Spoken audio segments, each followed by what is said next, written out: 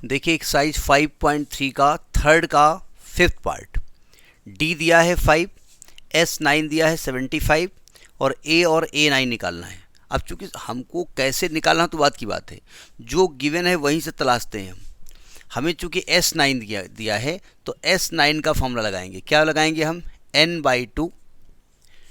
अब देखो प्रॉब्लम यहाँ पर D दिया है तो फॉर्मूला वो फिट करेंगे जिसमें डी यूज हो जाए। तो आप कहेंगे कि क्यों भाई, अगर 9 टर्म्स ही हैं तो ये A9L हो गया। भाई 9 अगर टर्म्स हैं तो A9L हो गया, तो A प्लस एल लगा दो ना। तो अगर A प्लस एल लगा देंगे तो ना तो A मालूम है ना तो L मालूम है। दूसरी बात, फिर डी क्या करेगा? कहेगा अच्छा भैया हम तो बैठे चूतिया बना रहे हो, हम हो तो है न, तो उसका इस्तेमाल भी करना पड़ेगा ना। तो क्या लगाएंगे? 2A plus n-1 into D. चूँकि आप S9 लिख रहे हैं तो n कितना हो जाएगा? 9। S9 75 हो गया, ये 9/2 हो गया। 2A मालूम नहीं है, ये 9-1 इंटू डी आपको दिया है 5। अब ऐसा करते हैं कि हम इसको ब्रैकेट नहीं खोलते हैं। अच्छा इसको इधर ही ले आओ। 75 में 2 का मल्टीप्लाई कर दो, 9 का डिवाइड कर दो, इज इक्वल टू यह आएगा 2A प्लस ये हो जाएगा 8 8 पंचे 40। ये तो आएगा, सही कर रहा हूँ, कैलकुलेशन देख लीजिएगा। अब ये 3 से कट जाएगा, 3 3 9, 25 3 75, यानी 50/3। और ये 40 का आ जाएगा माइनस में और इधर बचेगा 2A। तो जब यहाँ 3 एलसीएम लोगे तो आएगा 50 माइनस 4 3 12 120 बराबर 2A। 50 माइनस 120 कितना आएगा? -70, -70/3 और ये 2 डिवाइड में आएगा बराबर A। तो ये A का मान आएगा -35/3। तो A की वैल्यू तो आ गई -35/3। थर्ड का फिफ्थ पार्ट है ना, थर्ड का फिफ्थ पार्ट। अरे वाह। और फिर कह रहे हैं A9 निकालो। तो A9 क्या हो जाएगा? A प्लस 9-1 लिखा पूरा करिए, एक स्टेप बढ़ जाएगा, अलग की बात है, गलती होने के चांसेस ना हो। -35/3 प्लस 8 और डी का मान है 5, तो -35/3 प्लस 8 5 40, 3 एलसीएम हो गया, तो माइनस का 35 प्लस 4 3 12 120 कितना आएगा?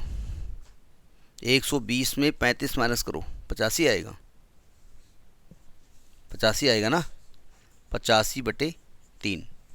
चूँकि इसमें कुछ कटेगा पिटेगा नहीं, चाहो तो मिक्स फ्रैक्शन में लिख दो और चाहो तो 85/3 ही आंसर लिख दो। ठीक, वैसे मिक्स में लिखना चाहिए। कितनी बार जाएगा? 3 दूनी 6, 2 8 25 3 8 24, 1/3। आंसर आपका यही लिखा हुआ है। देखिए जब भी, अच्छा ये प्रॉपर फ्रैक्शन है इम्प्रॉपर फ्रैक्शन है? इसको प्रॉपर इम्प्रॉपर पक्का नाम मालूम है आपको ना? देखिए चूँकि प्रॉपर और इम्प्रॉपर में इम्प्रॉपर की स्पेलिंग बड़ी होती है तो इसमें न्यूमरेटर बड़ा होता है। नहीं, ये याद करने का तरीका है। तो ये थर्ड का हो गया आपका फिफ्थ पार्ट। सिक्स पार्ट तब तक आपने आप लगाइए।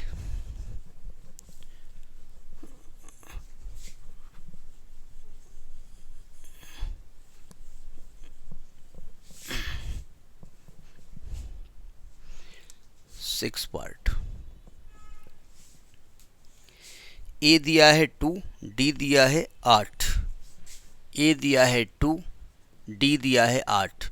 तो हमको मेन जो एपी की जो बैकबोन है वो दे दी गई है। अब हम उसको किसी तरीके से खड़े कर सकते हैं, फ्लेक्सिबल बैकबोन।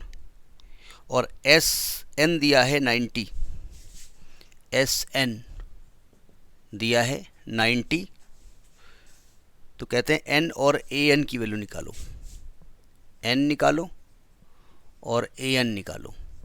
देखो एस एन का डायरेक्ट फार्मूला लिख दीजिए, क्या होता है? n/2 2A plus n-1 into d. A plus l नहीं लिख सकते हम, वैसे तो ए एन ही एल होता है, लेकिन फिर गड़बड़ होगा, एन भी नहीं मालूम ना हमको।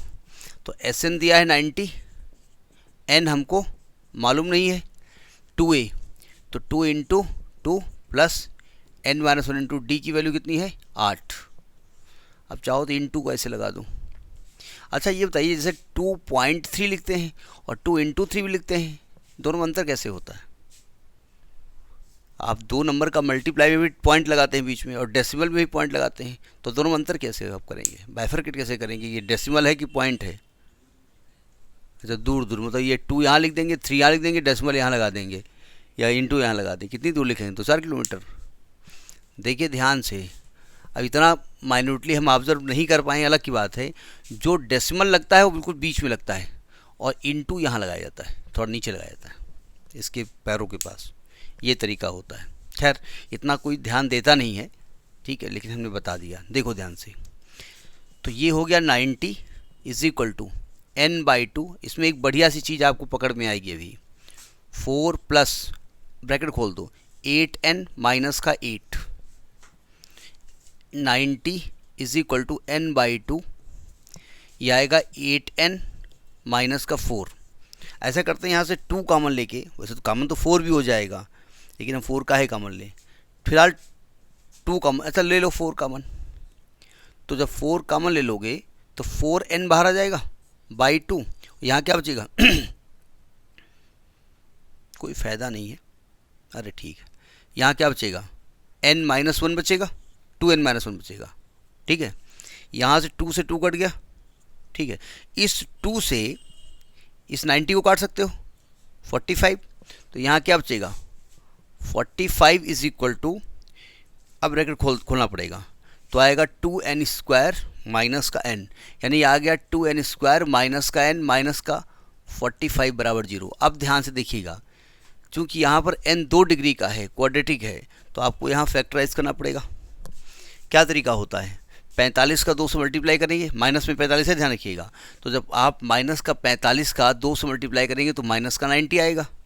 अब यहाँ पर 1n है, तो आप 90 कैसे टुकड़े करिए जिनको माइनस करने पर 1 आ जाए, तो 10 9 जा 10 और 9, यहाँ 1n है ना यहाँ पर, तो देखो हम क्या करेंगे, इस 1 की जगह लिख देंगे 10 - 1, क्यों क्या लिख रहा हूँ 10 - 9, जो हम कहते हैं वही यस, कहना हाँ ठीक है, कहना अपना काम करो।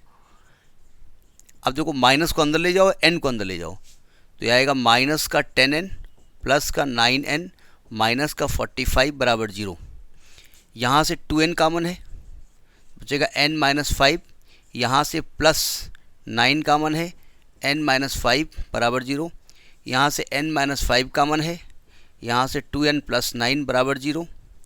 तो एक बार n-5 को 0 करोगे n का मान 5 आएगा, एक बार 2n + 9 को 0 करोगे n का मान -9/2 हो जाएगी। ये नॉट एक्सेप्टेबल है, नॉट एक्सेप्टेबल, ये लिया नहीं जाएगा, एक तो नेगेटिव वैल्यू है इसलिए नहीं लिया जाएगा। तो n 5 आ गया, तो n की वैल्यू निकालनी थी, वो हमारी 5 आ गई। ये कौन सा पार्ट है, थर्ड का 6 पार्ट, थर्ड का 6 पार्ट, n 5 आ गया।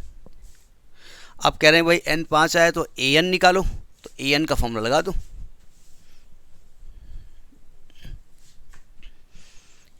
an, तो आपके हिसाब से an का मतलब a5 यानी a + 4d, तो a हो गया आपका 2, 4d हो गया आपका 8, 2 + 8 = 32 यानी कि 34 आपका nth टर्म आएगा। ठीक है, तो ये आपका 6 पार्ट होगा। इसमें बड़े क्लास में जाएंगे तो n की 2 वैल्यू यहाँ आ भी सकती है, पूरी भी आ सकती है। जब पूरी वैल्यू आती है तो दिक्कत आती है, इसमें पूछा जाता है कि n की 2 वैल्यू क्यों आई है आपकी। तो होता क्या है, जैसे मैंने ऐसे एक AP में लिख रहा हूँ, माने लिख रहा हूँ हमने 3 2 1 0 -1। अब बताइए इन पूरे को ऐड करो, 5 आएगा, और इन दोनों को ऐड करो तो 2 टर्म का सम भी कितना है 5, और 5 टर्म का सम भी कितना है 5, नहीं है। अब पता लगा इनकी 2 वैल्यू आ गई, एक आ गई 2, एक आ गई 5, 2 कैसे हो सकता है। तो आप इसमें आता है डबल आंसर का मतलब क्या है, तो आप कहेंगे लास्ट 3 टर्म्स का सम 0 आएगा, लास्ट के 3 टर्म 0 हो गए, तो हम 5 टर्म ऐड करेंगे तभी 5 आएगा, और 2 टर्म ऐड करेंगे तभी 5 आएगा, तो 2 आंसर भी आ सकते हैं।